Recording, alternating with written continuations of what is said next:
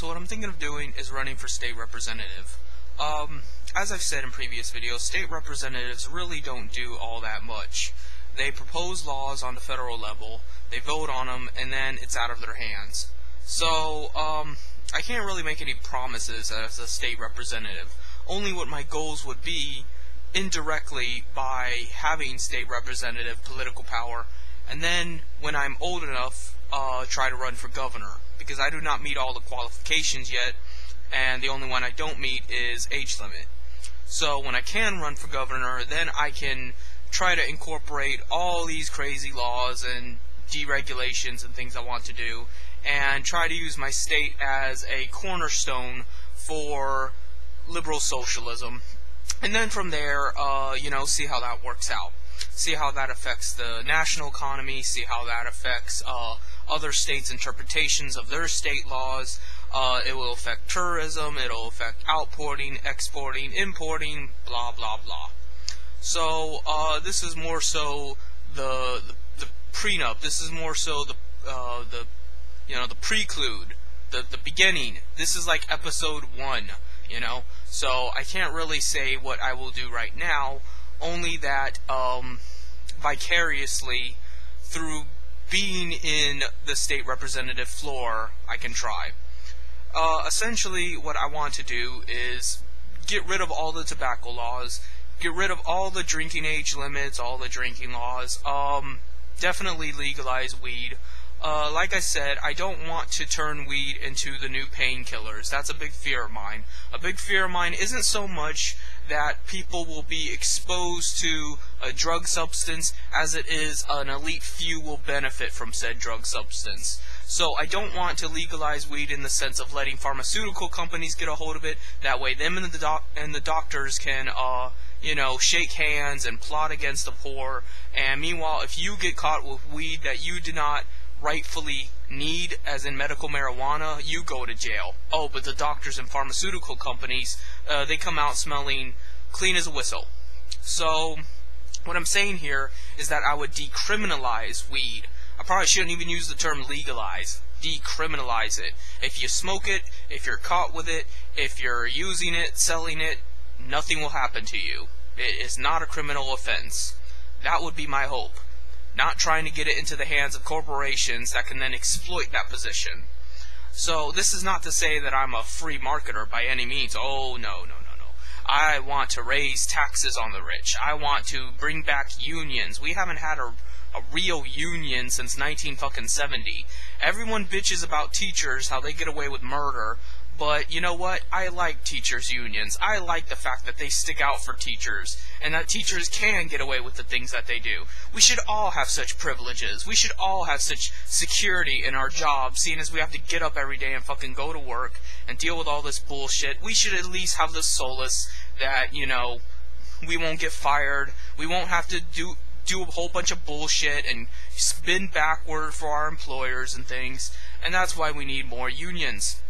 So the hope of me running for anything at all, whether it be state representative or governor or anything of that sort, is to decriminalize weed, decrease all regulation on tobacco and alcohol, raise taxes on the rich assholes that think they own this country, and to increase unionization. Now mind you, this will not please everybody. This will certainly not please the fundamentalists, socialists, and communists who do want to just basically abolish capitalism. I don't blame them for that. I think, in fact, that they're sincere, good people. I, too, am sickened by capitalism. Who the fuck suffers more from capitalism than me, who knows the law, who knows our rights, and still has to get fucking censored and treated like garbage because, oh, it's their property, they can do what they want to with it. No, you can't. There's nowhere in the Constitution that says you can. Nowhere in the Constitution does it say you even have a right to property, let alone the right to be a dick on your property. So, but people don't want to fucking listen. They don't want to know.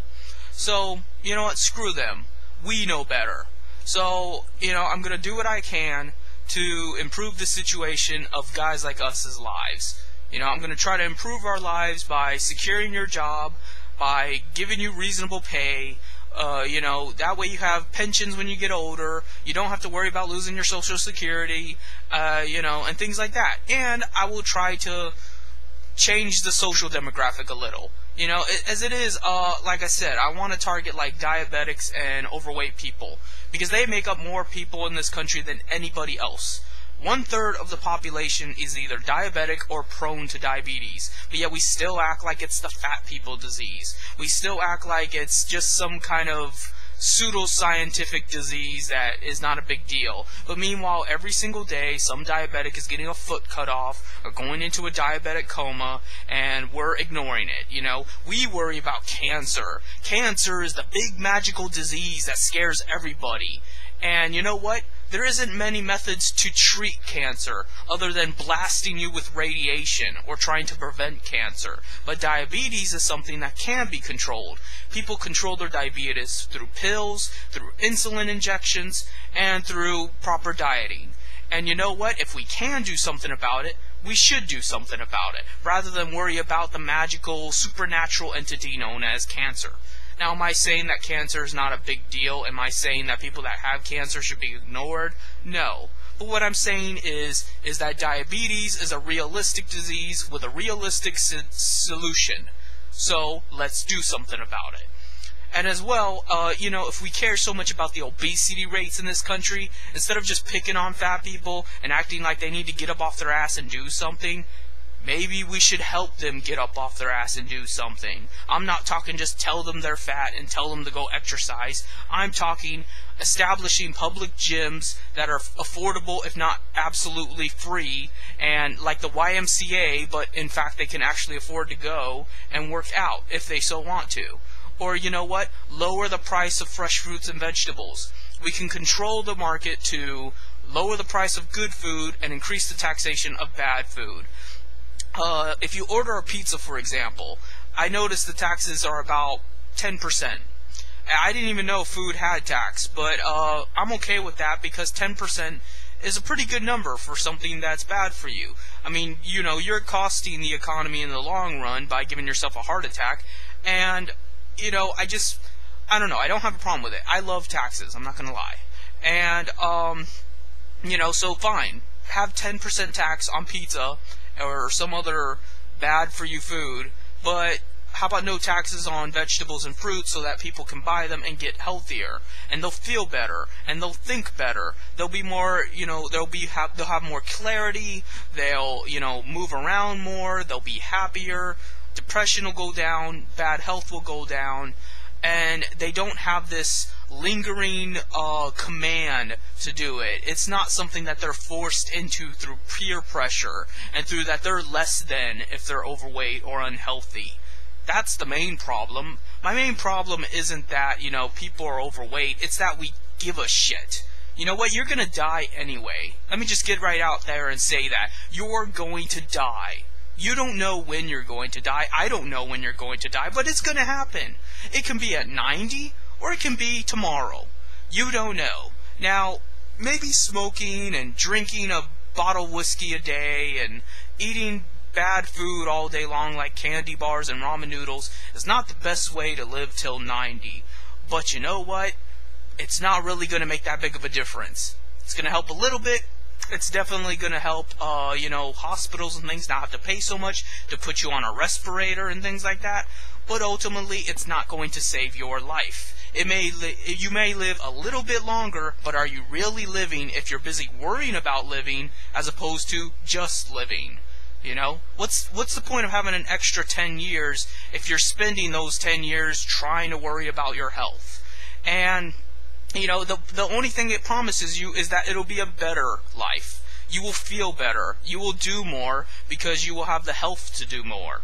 You'll breathe better, you'll, be happier, you'll jump more, and you'll be lively. That's the main reason.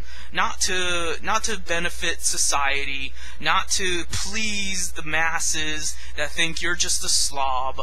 Don't worry about fucking any of that shit.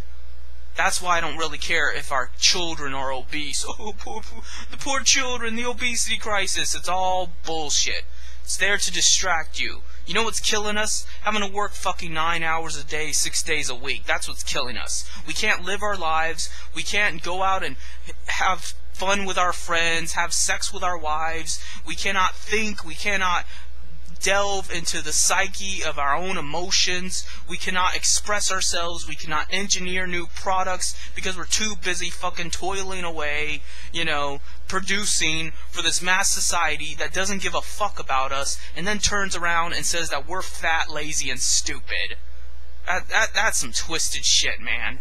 You shouldn't need me to tell you that. I'm sure you already know it, but a lot of people just don't register it in their head. They don't care. They don't care about their own lives. And you're gonna fucking tell me that we need to get out and work out and eat apples and things? No. Why should I care about my health when most people don't even care about themselves enough to see their enslavement and see all the problems that's wrong with the world? The fact that they don't eat right is the least of our worries. So, that's what I'm saying here. I want more social freedom, I want more unionization, more representation, and the idea, the pure principle that human beings work really, really hard, and that's why we have all these nice things, and therefore they should get some credit for it. Not the fucking rich people commanding them. The first thing I would start off with is taxing the hell out of websites. Facebook is worth how many billions of dollars? I think they can afford to flip the bill, especially when they're selling all your private information to corporations to make money for themselves. They're willing to use you as cattle and farm you and farm your statistical bloggings and things to make money and make other companies money, and everybody's having a ball, exploiting your privacy, and you don't see a fucking penny of it. Not only do you not see a penny of it, but then Facebook thinks they can fucking ban you whenever they want to. Because it's their forum, because it's their right to do. But meanwhile, they don't mind making money off of you. So then you get screwed, and then you can't socialize with your friends, and then you can't communicate with others, and you cannot get in on the couponing deals because your Facebook gets banned, but yet Facebook feels entitled to stomping on your privacy to make a profit. Do you see how one-sided it is? And then a large majority have the nerve to fucking say that that's okay. That's the way things should be. Not the way things are, the way they should be. That's fucking sick. There's a lot of psychopaths in this world, and they're too ignorant to even go out and vote, let alone know what they're voting for or why they're doing it. So I'm not trying to appeal to them. I'm trying to appeal to people that actually work, and they realize I shouldn't have to work. Because it's not really doing anything. It's not doing anything for me. It's not doing anything for my environment. It's not doing anything for my community. What are we doing all of this for? What are we waiting to die for? That would be my slogan. That would be the questions I bring to the table, when I'm interviewed and they ask me, what do you think of this issue and that issue? Does it matter? So, that's what I'm trying to get across to you here. And unfortunately, I know the media is going to eat me alive because I'm way too blunt, I have no inhibitions, and you know what? I'm not going to apologize for being completely honest with everyone, including myself.